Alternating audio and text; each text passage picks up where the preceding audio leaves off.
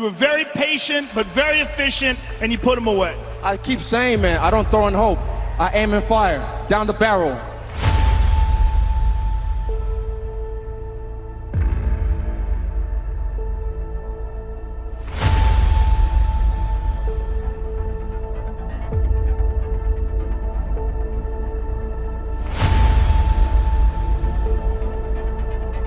Bring that chin on the platter and I'll clean it off as well.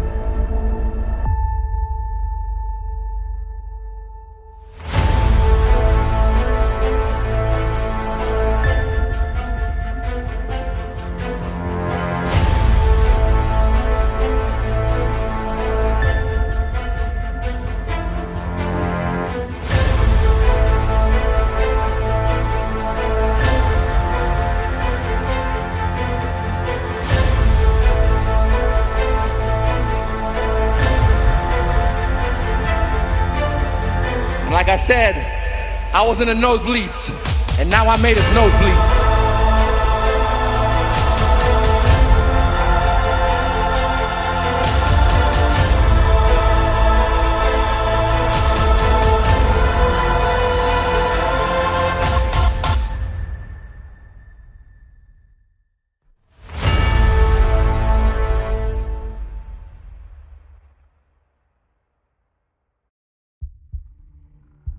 So, I didn't want to make this video until the dust had settled for UFC 276, as this video's purpose isn't meant to be reactionary to recent events or the impressionable bandwagon type takes that you've definitely all seen after this card.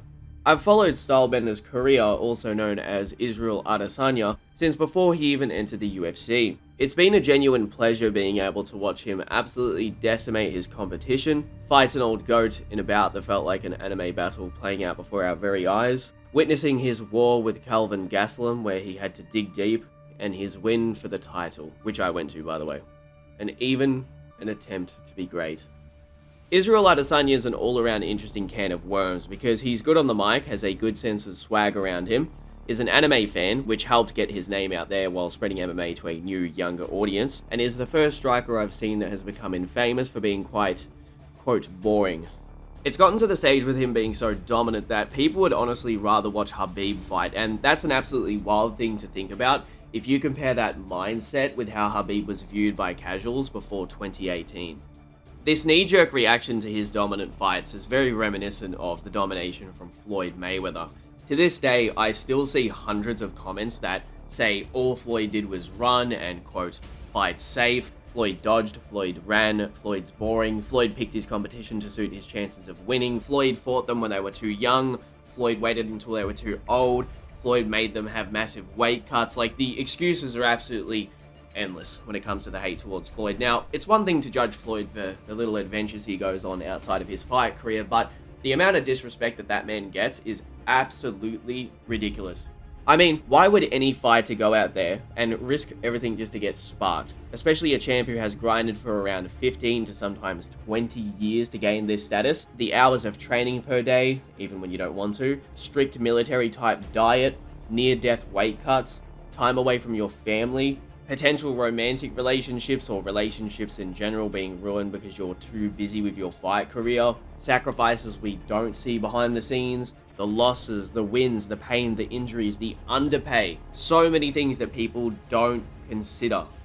A lot of the time, all people see is the face, the status, the interviews, and the glory on the screen. They don't see what happens behind all of this. They don't see below the surface. They're not considering those things. It's actually quite selfish the way a lot of fans interpret the way we should be viewing this sport, or the way they interpret these individuals. They look at them as nothing more than essentially a fictional character. You've also got to realize they would actually lose pay-per-view points, something that greatly affects their pay, along with being able to use the belts as a negotiation tool if they're to lose. And that same couch potato crying to stand and bang will probably forget about the fight a day or two later, maybe a week if you're lucky. He comes to Denver tonight, all the way from Auckland, New Zealand. Ladies and gentlemen, introducing the last stylebender, Israel Adesanya. When it comes to the real issue here, the blame should be placed on the challenger who is unable to deal with this Rubik's Cube of a problem in front of them. not the fighter who is so clean with their style and sticks so well to a game plan that he frustrates even the fans watching at home. If you take a look at his prior fights in the UFC, Marvin Vettori and Yoel Romero both deserve way more flack for their performances against Adesanya. They frankly fought a bad fight, then complained after the bout. At least in Jared Cannonier's case, he seemed genuinely upset with himself, and you could tell that he knew that he was capable of much more, but couldn't execute it in this fight. When discussing how hard it is to deal with Adesanya's striking game, it's like the example Joe Rogan gave to people who complain about dominance on the ground, being held down even if it's boring. Regardless of the fans' complaints or the ref wanting to stand it up, if you don't want to be dominated on the ground, then that's your fault as a fighter. If there is no ref and this is in a normal scenario, you could potentially die. It's kind of funny when you think about it, because Adesanya's dominance is so great on the feet that his opposition is complaining about getting hit and kicked too much. Regardless of your thoughts on Stylebender, he actually steamrolled his way to the title in a pretty fast manner, taking around 19 months to attain the title upon entering the UFC and beat many competitors that on paper were his kryptonite. We had seen plenty of amazing strikers in the UFC before Adesanya, but to see someone with such accolades and a huge record make the transition to MMA was super entertaining. It's one of the many reasons why Alex Pereira is so fascinating to people. You know, the striking is already refined, but what about the rest of his tools? Can he be beaten there? You could see as each fight went by, Stylebender was improving in other areas of his game, training hard. The striking was already perfect because he came into MMA with great distance management, kicks, elbows, straights, everything a striker needs. I mean, his whole game before mixed martial arts was purely just boxing and kickboxing. Something that I really enjoyed watching during the first few fights of Adesanya was definitely his takedown defense and even the occasional showcase of jiu-jitsu, because it was pretty fantastic to watch someone that, you know, we already knew was a striker and whatever, that's all fine, but watching him actually train really hard and then implement these new skills he was getting, it was pretty fun to watch. All of the compliments aside, however, because anyone that follows the UFC more than a casual watch whenever Conor McGregor is fighting knows that Adesanya is the real deal. The reception recently towards Adesanya, as I hinted at before, however, is becoming pretty negative though. Everywhere I look, it's just 24/7 making fun of how boring he is, how he fights too safe, and how his pay-per-views aren't even worth buying anymore. That's the last time I'm ever buying a Stylebender pay-per-view. I'm never buying one of his pay-per-views again. Yep, anytime Adesanya fights, I'm gonna be watching that on an illegal stream. This seems to be a lot of the common language I'm hearing time and time again after his recent 2 or 3 fights. This definitely isn't helped by the way Adesanya talks in interviews either, because with his latest bout, he himself said he would go out of his way to make a statement and have an entertaining showcase, as he was well aware of the negative reception even back then. Last thing for me, you seem to be kind of a master of like creating iconic moments. I guess what's your goal here? What's your goal here? This is big, bro. This is like, for me, this feels like, you know, I don't know, Super Bowl, WrestleMania, like that type of big. So, yeah, I'm just gonna show off and show out. That's what I do. Even while watching the UFC with my friends who watch the events on a more casual level, they've all said that Adesanya's fights have been boring them, and that's not a good sign if you want to get new fans watching the UFC, especially if they're saying this about a striker, the style which is usually the preferred one to watch. I've also noticed, and no one is pointing this out, that the UFC are loading his cards on purpose, so he appears to be a superstar when in truth, his fights are selling worse than Jon Jones. Sure, Jon Jones is a star and arguably the GOAT of MMA, but there is a difference between a star and a megastar. To give you an example of UFC sales and what makes this difference and why I'm even pointing this out, well, he's barely selling a quarter of Conor vs. Dustin 3. We're not talking 100,000 sales off, we're not talking half, we're talking barely a quarter. And this is someone that's been listed as having one of the highest UFC baseline contracts, which basically means the flat pay they're paid to turn up to a fight, not including the pay-per-view cut. You must also keep in mind, once more, that this is with a stacked card and supporting well-known names, which means that sometimes people are actually buying the pay-per-view not just for the main event, which is not a bad thing, but even still, with this assistance, it's not boosting up his numbers. Without a doubt, Israel Adesanya is popular, but he can't get people to pay to see him, and unless he gets opponents that can give people hope he'll be beaten, this will only continue to decline. It's the formula that made Muhammad Ali, Floyd Mayweather, and Conor McGregor sell so well. This idea that, yep, I know this guy's gonna do it, he's gonna end the hype, he's different, I can tell, he's a different animal, you know, Chad Mendes, Eddie Alvarez, Nate Diaz again. For Floyd Mayweather, it was people like Shane Mosley, Canelo Alvarez, Oscar De La Hoya. For Muhammad Ali, it was every single opponent he fought. Every single opponent he fought was trying to knock his head off with his mouth. You know, it's one of the reasons why, although WWE is not an actual combat sport, people get so invested in the personalities and the entertainment itself. And it's why, you know, a Conor McGregor sells so well in the UFC. He adds storyline to the fights themselves, and it makes you more interested. I can't deny that I myself prefer sometimes a lot of the spectacle and entertainment, and it does draw me in a lot more than, say, a quiet sort of fighter who's like, well, I'm just turning up to get my paycheck and throw a couple of punches and just, you know, do what I gotta do. It's like, come on, bro, a little bit more entertainment might, you know, bump up that paycheck. So this sort of stuff baits people in. It gets people to buy the pay-per-views. The Paulo Costa fight is actually the most recent example where this worked for Israel Adesanya and bumped up his sale numbers, because so many people were baited into buying the pay-per-view because they really did think, well, Paulo looks like, you know, he's this massive Mr. Olympia looking guy. He's built like a brick shithouse. You know, he's going to do it. He's going to derail the hype train. I mean, the guy's nickname was literally the Eraser. I've said people are still fooled by muscles and big, you know, juice heads and think, oh, that's what a fighter looks like. So especially the casuals, because the casuals are the ones who pay your bills. They're the ones that really go buy this shit either. And they're like, once they see the skinny clown supposedly beat this muscly buffoon, and they're like, what? But the skinny guy beat the muscular guy. Well, how did do that? Like, it's gonna blow their mind, especially in the fashion I'm gonna do it. It's getting to the stage where Dana White is basically saying in interviews, no, wait, we promise this time it's gonna be good. We promise it'll be a banger. His next fight, it's gonna be amazing. Don't worry. Yeah, it's interesting. It won't happen in the next fight. I'm gonna ask your thoughts on that. There aren't when you're sitting here in my position. You can't give too many guarantees, you know. I could say stylistically on paper, this should be, you know, or, you know, we feel this is going to be, I guarantee you. I absolutely positively guarantee you that the next fight that Israel Adesanya fights will be absolutely nuts. During the build-up to UFC 276, even the promotion was promoting this highlight-themed main event, but it didn't deliver. I can appreciate what Israel Adesanya is doing stylistically and how he approaches his fights, but the wider audience isn't eating it up. Especially when he's promising certain outcomes, but is instead coasting to a victory when things get hairy. Some might instantly retort, well, Conor claims to do A, B, C, and D, but doesn't always get his predictions correct. The difference is, and why Conor doesn't get shit for this, Conor hasn't had a boring fight in the UFC, so there's nothing for the fans to complain about. Even while getting dominated, it's still 0 to 100 from the start of round 1. What about Georges St-Pierre?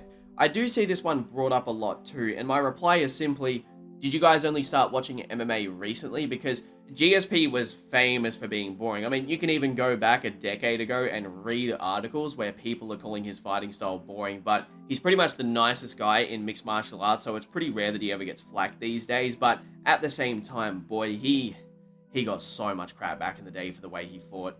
Their personalities are also pretty different too, like they're not even the same side of the same coin, and the worst thing GSP ever said back in the day was, I am not impressed by your performance, versus, you know, lines like this that we can just dig up easily on YouTube. I'll touch him enough times, and eventually he'll crumble like the Twin Towers.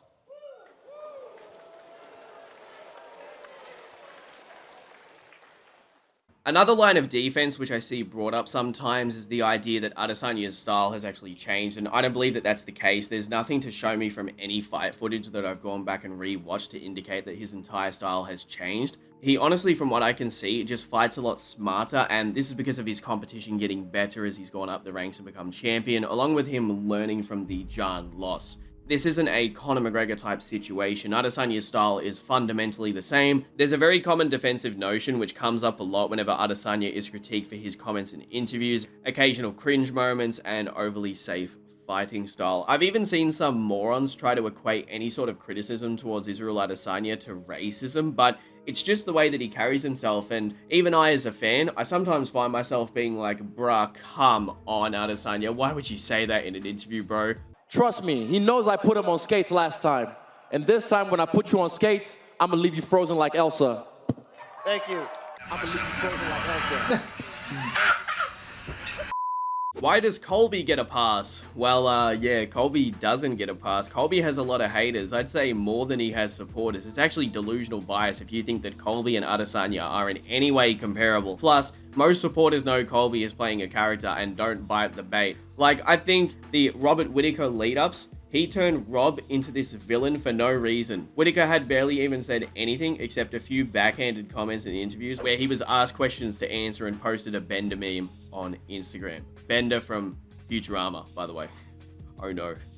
Adesanya was acting like the beef between Whittaker and himself was so deep that it had the same magnitude as Conor versus Habib or DC versus Jones, and it gave this impression that he was being a genuine douchebag, and it rubbed many fans the wrong way. For someone who preaches a lot about being bullied and being yourself and ignoring everybody, it's kind of ironic for him to treat Rob this way when there was just not enough stuff for them two to even have any form of a rivalry that had toxicity involved with it. You mix this in with how defensive and weird he gets about his gyno suspect titty being brought up, and it doesn't help his all-around reception whatsoever. I'll give $3 million to anyone who can prove it.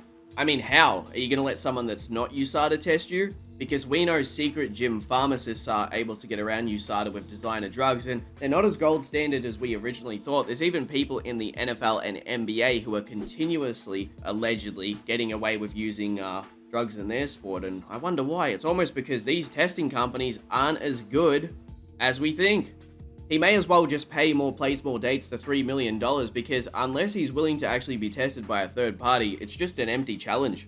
Kamaru Usman and Israel Adesanya both react in a very similar manner whenever they're critiqued about their potential ped use too. And then one final one, a couple of your fellow fighters like John Jones and Marvin Vittoria are commenting like something with your left pec. Was there an injury or anything at all?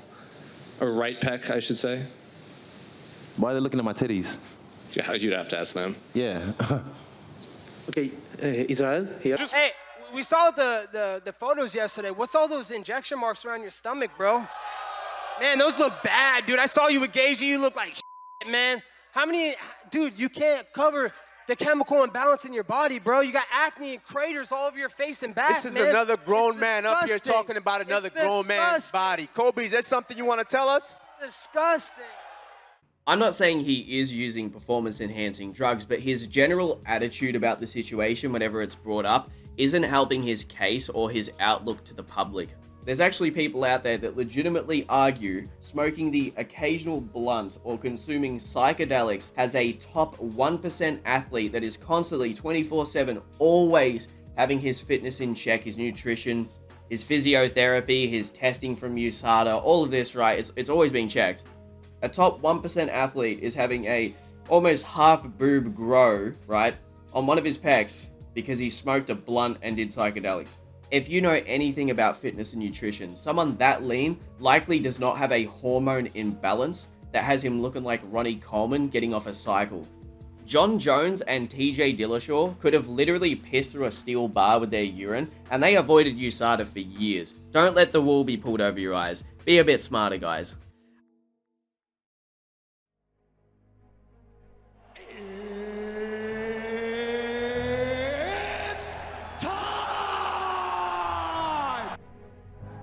Going into UFC 281, which will be held at the famous Madison Square Garden Arena in New York City, this will be headlined by the greatly anticipated Israel Adesanya versus Alex Pereira grudge match, as Alex has been fast-tracked directly to a title shot after his 3 wins in the UFC.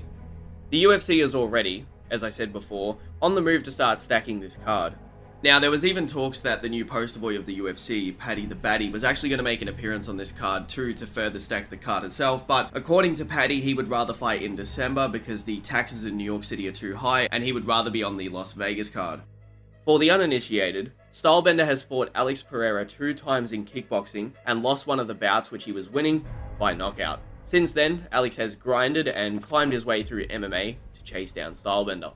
A lot of people out there use this knockout loss as a measurement to gauge how Stylebender will fare in their 3rd bout, which will be a mixed martial arts fight in the UFC, whereas their old fights were in kickboxing, a more limited setting.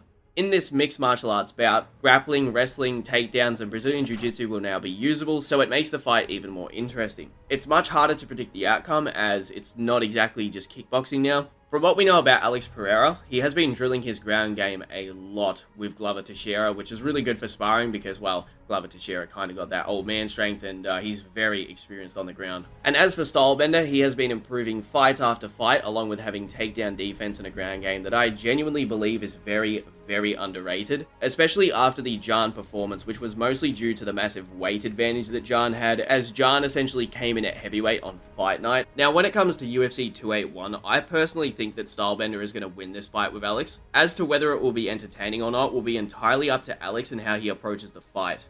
He has to bring it to Stylebender.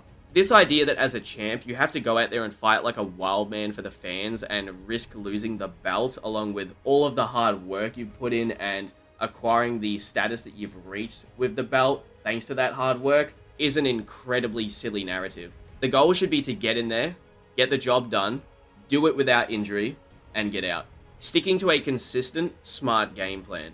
Everyone loves a good highlight knockout, but acting cocky, doing risky moves when it's not viable, then getting flatlined like Jorge is exactly what you don't want to happen. If you have the ability to fight safe and get out of the bout with the win, it means your dance partner frankly didn't do enough to get the win. The burden of pressure and hunger should be placed onto the challenger, the one who doesn't have the belt and is trying to get the belt.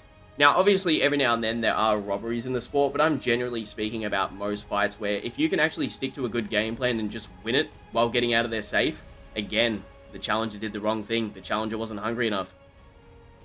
I generally don't like the idea that you have to, quote, beat the champ, as if the rules are different for the champion or the judges will favor the champion, because a championship fight is no less important in terms of the rules and judging than an early prelim bout that no one frankly cares about. But let's be honest. Alex must come forward, he must apply pressure, and he has to throw that left hand. Otherwise, he may lose on the scorecards. He truly does have to beat the champ. My prediction for UFC 281, ideally for Stylebender, I think he gets a dominant decision win on the cards. His understanding of the octagon, distance, general game plan, which has worked for him in multiple fights now, and octagon experience itself, has made him the champion that he is today. Though I might have my criticisms of him, I think he's going to eventually surpass Anderson Silva at the rate he's going, and this is coming from someone that's not the biggest fan of Adesanya, and so many people out there still don't give him his credit. He's going to get to that level eventually at this rate. He might fight more aggressive to make a statement and get a revenge KO win, which would also shut the fans up big time, and given the fact that the fans of MMA are some of the most fickle fans of any sport, if Adesanya wins in any form of a dominant way, people are going to go from the Alex Pereira hype train to being massive fans of Stylebender. I guarantee it. Just watch. If he wins, it's going to happen. Or if he comes out there and he does fight too aggressive and makes a mistake, which is very possible considering the immense amounts of negative reception, then he goes to sleep, and that would not be what he wants. Imagine the scenes. On a more positive note, though, Israel Adesanya definitely does deserve a tip of the cap for speaking about a certain man that definitely didn't kill himself in a cell and the accomplice of said individual, you know who I'm talking about, and how he stuck up for Joe Rogan when he had the fun police banging down his door over out-of-context clips. I will actually say, hand to my heart, Adesanya is a very commendable individual for doing that, because other people are too scared to use their platform to actually speak about the things that they believe in, and the fact that he was willing to help out Joe Rogan, and considering his skin color, he's probably one of the only people that could do that. I really respect that he did that. Also, the stuff that I referenced before, the fact that he even spoke about that is pretty ballsy, because you could get whacked talking about that stuff. Anyway, back to the original issue. If Israel Adesanya doesn't come out there and make a statement in his next bout, he's going to continue to undersell pay-per-view expectations, and especially if he continues to make false promises. When you see fans leaving the arena before the final round in a fight that's predominantly just striking, that's a very bad sign. I'd like to make it clear, I understand and respect his style, but I'm not blind to the fact that this sport is driven by entertainment, viral highlights, and pay-per-view buys. If you sell, the UFC will give you benefits. I'm going to bet Israel Adesanya versus Alex Pereira sells 550,000 buys, but will be absolutely loaded with fights. Many people are drinking the Alex Kool-Aid a little too quick, and I think Adesanya's insecurity, which can be seen by his replies to Chris Pratt's all-around sensible comments that said what we were all thinking, proves he will try and hype up this fight a lot. I'd be surprised if the reception to his most recent fight isn't eating him up. Adesanya plays the whole, I don't care, it's just noise persona, but watch how he conducts himself in the near future. I'm personally not one that cares about the whole painted nails and weird fashion thing, like I really don't care, but to me, even though he plays it off as, I mean, what's wrong? Grown men are scared that, you know, I paint my nails and stuff, what they kinda, you know, they can't appreciate some femininity, you know, stuff like that. Like, alright, I can understand that argument, but we know that's not why he does it. Like, we know that it bothers him when people make fun of him for stuff like that, and he's got a bit of a habit of blocking people quite a lot online, so if even one of the NMF belt contenders, nice motherfuckers, dislikes him, you know that he's doing something wrong.